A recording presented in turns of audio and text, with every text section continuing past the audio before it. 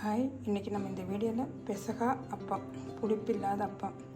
நம்ம அந்த குருத்தோலை ஞாயிறு கிடைக்கிற அந்த ஓலையை வச்சு வெட்டுறது நம்ம பிரார்த்தனை பண்ணதுக்கப்புறம் வெட்டுவோம்.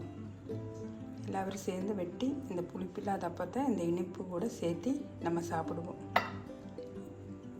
குட் ஃப்ரைடேக்கு முன்னத்து நாள் பெசகா வியாழன்னு சொல்லிட்டு இன்னத்தன்னைக்கு நம்ம இந்த வியாழக்கிழமை இந்த அப்பத்தை நம்ம வெட்டுறோம். இதுக்கு வேண்டி நம்ம இந்த வீடியோவில் இது எப்படி செய்கிறதுன்னு போட்டிருக்கிறோம். இது நம்ம இந்த ஓலை இல்லாமல் நம்ம வெறுமனே செஞ்சு நம்ம சாதாரண நாட்களில் நம்ம இதை செஞ்சு சாப்பிடலாம். இது எப்படி செய்கிறோங்கிறது நம்ம இந்த வீடியோவில் பார்க்கலாம்.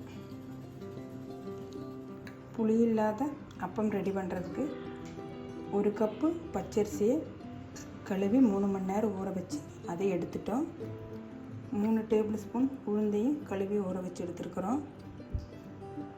1 கப்பு தேங்காய், ஒரு 5-6 சின்ன வெங்காயம், 2 பல்லு வெள்ளைப்பூண்டு, 1 டீஸ்பூன் ஜீரகம். இதையும் நம்ம நல்லா அரைக்கணும்.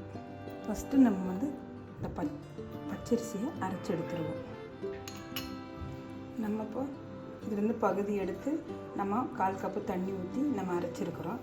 இதுலேருந்து நம்ம ஒரு 3 டேபிள் ஸ்பூன் இந்த மாவை நம்ம தனியாக எடுத்துடுறோம். இப்போ நம்ம 3 டேபிள் ஸ்பூன் மாவை எடுத்துட்டோம். மீதி இருக்கிற மாவு இது கூட ஊற்றிருக்கிறோம். மீதி இருக்கிற அரிசியில் நம்ம இந்த உளுந்தும் சேர்த்து நம்ம இதை நைஸாக அரைச்சிட்டு வந்துடும். நம்ம இதை அரைச்சி எடுத்துட்டோம். இது கூட சேர்த்திடலாம். மொத்தம் நம்ம 1/2 கப்பு தண்ணி இது கூட சேர்த்தி இருக்கிறோம் அரைக்கிறதுக்கு. அதே ஜாரில் நம்ம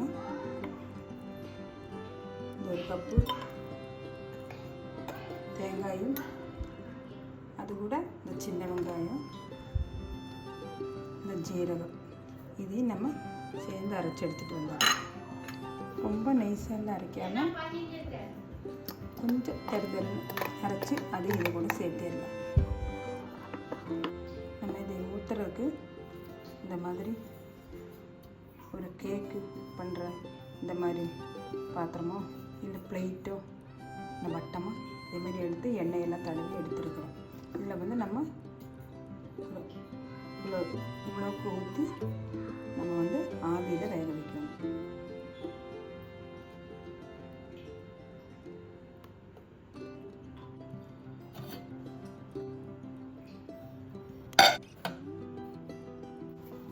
குருத்தோலை ஞாயிறு வந்ததில்லை, அதுக்கு இந்த கொடுக்குற இந்த ஓலையை நம்ம இதில் போடணும்.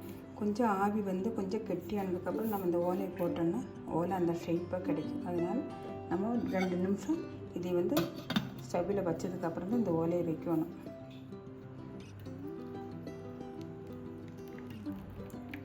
விட்டு சாப்பிட்றதுக்கு இதுக்கு ஒரு குறுக்கு ரெடி பண்ணுறோம். அதுக்கு நம்ம சர்க்கரை ஏற்கனவே எப்போவுமே எங்கள் வீட்டில் சர்க்கரையை நான் வடிகட்டி இந்த மாதிரி ஒட்டுக்காகவே இப்படி பண்ணி வச்சுருவோம். இதுலேருந்து நம்ம தேவையான அளவுக்கு சர்க்கரையை நம்ம இதில் ஃபஸ்ட்டு போடுறோம். இவ்வளோ எடுத்தாச்சு. இதில் நம்ம ஒரு 1/4 கப்பு தண்ணி ஊற்றி இதை மெல்ட் ஆகிறதுக்கு நம்ம ஸ்டவ்வில் வைக்கிறோம். இது நல்லா மெல்ட் ஆயிடுச்சு. இது கூட நம்ம அந்த எடுத்து வச்சுருந்த அரிசி மாவை இது கூட சேர்த்திடலாம்.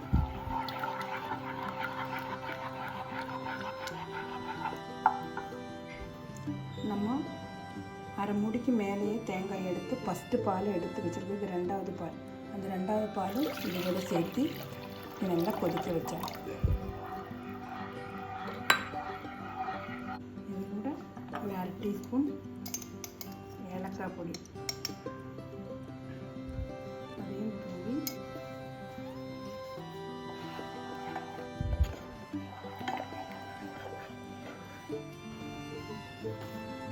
நம்ம ஃபஸ்ட்டு எடுத்து வச்ச பாலை இது கூட சேர்த்து ஸ்டவ்வில் வச்சு நுர கட்டுற மாதிரி ஆகும்போது ஸ்டவ் ஆஃப் பண்ணிடலாம்.